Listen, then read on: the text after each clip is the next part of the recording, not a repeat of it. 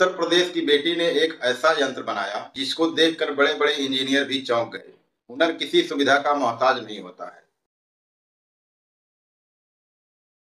जिला बाराबंकी तहसील सिरौली गौसपुर के अंतर्गत गांव अगेहरा की घास फूस से बनी झोपड़ी में रहने वाली पूजा पाल का जीवन बड़ी ही कठिनाइयों से भरा है।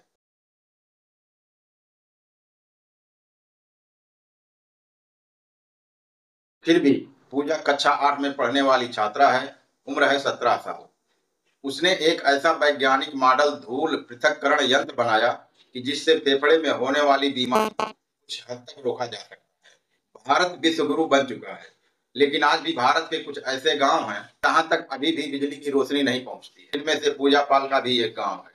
पूजा पाल बहुत ही बेहद गरीब परिवार से आती है। आज भी पूजा पाल और उसके भाई बहन ढिबरी की रोशनी में पढ़ते हैं। वैसे भी वैज्ञानिक बनने की कला 6 से 8 तक पढ़ने वाले बच्चों के अंदर ही जागती है, क्योंकि 6 से 8 तक के कक्षा में विज्ञान की किताब वैज्ञानिक बनने के लिए एक तरह से प्रेरित करती है।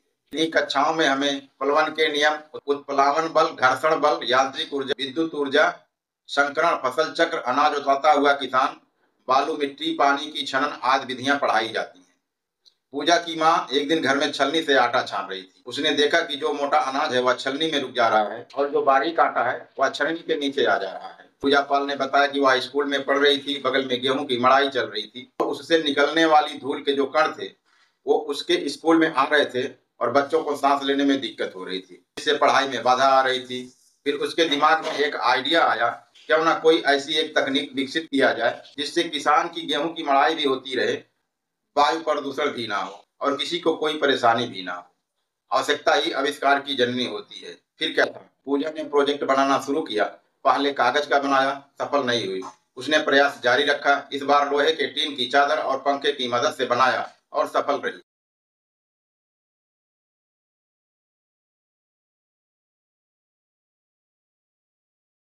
इस यंत्र को बनाने में उसके स्कूल टीचर ने भी मदद किया। इस यंत्र को बनाने में 3,000 रुपए खर्च हुए, लेकिन ये 3,000 उसके परिवार के लिए बहुत बड़ी रकम थी। पिता पुत्तीलाल मजदूरी और माँ सुनीला देवी स्कूल में रसोईया का काम करती हैं। पूजा के द्वारा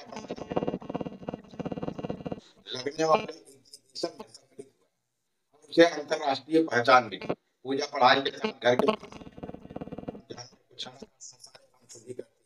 लेकिन विडंबना देखिए, जिस बेटी ने देश का परचम जापान जैसे टेक्नोलॉजी वाले देश में लहराया, उसके लिए सरकार ने ना तो अभी तक रहने के लिए घर और ना ही पढ़ाई करने के लिए बिजली की व्यवस्था कर पाई।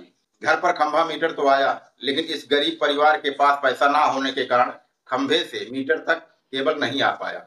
ये कोई आज की बात नहीं है, यह सब बीते हुए 2024 की है। जो पूजा पाल आज की युवा पीढ़ी के लिए एक प्रेरणा बन गई है, उस बेटी के घर का ये हाल है।